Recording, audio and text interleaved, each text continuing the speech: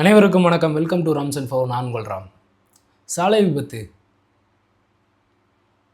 எங்கேயோ யாருக்கோ ஆக்சிடென்ட்னு நியூஸை கேட்கும்போதே பயமாக இருக்குது. சாலையில் ஆம்புலன்ஸை பார்க்கும்போது மனம் பதறுது. ரத்தத்தை பார்த்தா கிருகிருன்னு வருது எனக்கு.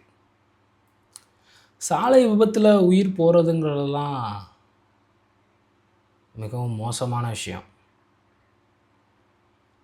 வாழ்க்கையில் ஏதாவது சாதிச்சிடலான்னு பயணிக்கிற மனுஷனோட வாழ்க்கையில் சாலை விபத்துங்கிறது ஒரு பெருந்துயரம். என்ன காரணம் சாலை விபத்துக்கு? காரணம்னு கேட்டால் எல்லாரும் ஓவர் ஸ்பீடாக போயிருப்பான் ப்ரோ, சீல் பெல்ட் போட்டிருக்க மாட்டான் ப்ரோ, ஹெல்மெட் போட்டிருக்க மாட்டான் ப்ரோ, குடிச்சிருப்பான் ப்ரோ, ஃபோன் யூஸ் பண்ணிட்டே ட்ரைவ் பண்ணியிருப்பான் ப்ரோ. அஃப்கோர்ஸ் இதெல்லாம் ஒரு காரணம் தான், இதெல்லாம் முக்கியமான காரணம் தான். ஆனால் காரணம்னு ஏன்ட்ட கேட்டால் நான் முதல்ல சொல்கிறது இன்ஃப்ராஸ்ட்ரக்சர், கட்டமைப்பு. இந்தியாவில் குறிப்பாக தமிழ்நாட்டில் இன்னமும் தரமற்ற சாலைகளால் ஏராளமான விபத்துகள் நடக்கத்தான் செய்யுது.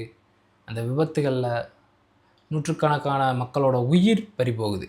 இதுக்கு காரணம் முழுக்க முழுக்க அரசாங்கம். கிராமப்புறத்துலேயும் சரி நகர்ப்புறத்துலேயும் சரி இன்னமும் குண்டும் குழியுமான சாலைகள் இருக்கத்தான் செய்யுது. தரமற்ற சாலைகள் போடப்படத்தான் செய்யுது. ஒரு விஷயத்துக்காக தோணின குழி முறையாக மூடப்படாமல் இருக்கிறதுனால அதன் மூலியமாகவும் விபத்துகள் நடக்கத்தான் செய்யுது. இதுக்கெல்லாம் காரணம் அரசாங்கம். இந்த மாதிரி முக்கியமான விஷயத்தில் குவாலிட்டியில் காம்ப்ரமைஸ் பண்ணுறது. ஒரு தரமான சாலை போடாததுனால விபத்து ஏற்படுது. ஒரு முக்கியமான இடத்துல ஒரு லைட் அதை ரிப்பேரோ ரீப்ளேஸோ பண்ண முடியாததுனால அசம்பாவிதம் ஏற்படுது. ஒரு முக்கியமான இடத்துல ப்ராப்பரான இண்டிகேஷன் வைக்காதனால அசம்பாவிதம் ஏற்படுது. இதுக்கெல்லாம் காரணம் அரசாங்கம். முதல்ல சொன்ன மாதிரி ஓவர் ஸ்பீடு, குடிச்சிட்டு வண்டி ஓட்டுறது, ஹெல்மெட் போடாதது, மொபைல் பேசிட்டு வண்டி ஓட்டுறது, இதெல்லாம் யாரோட மிஸ்டேக்? நம்மளோட மிஸ்டேக். மக்கள் சாலையில் பயணிக்கும்போது ஒரு பொறுப்புணர்வோடு பயணிக்கணும்.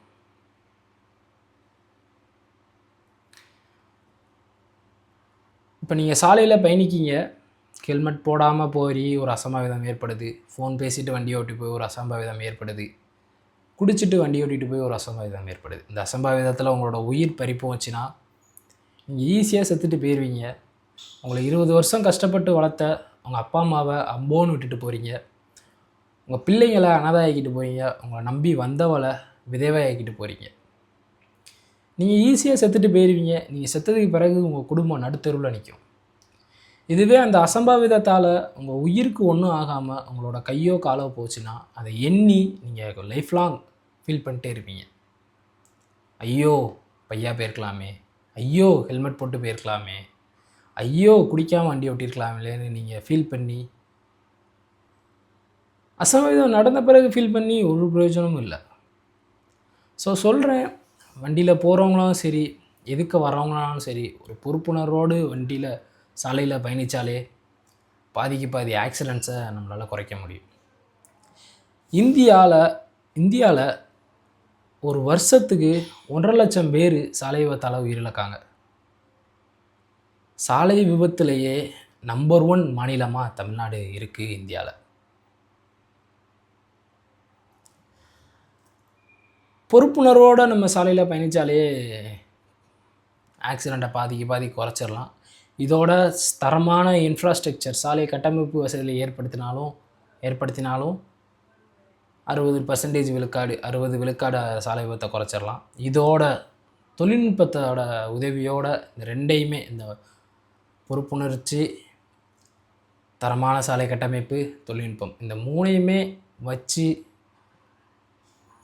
நம்மளால் சாலை விபத்தை முக்கால்வாசி கட்டுப்படுத்த முடியும். விபத்தில்லா நாடு படைப்போம், மாற்றத்தை ஏற்படுத்துவோம். நன்றி.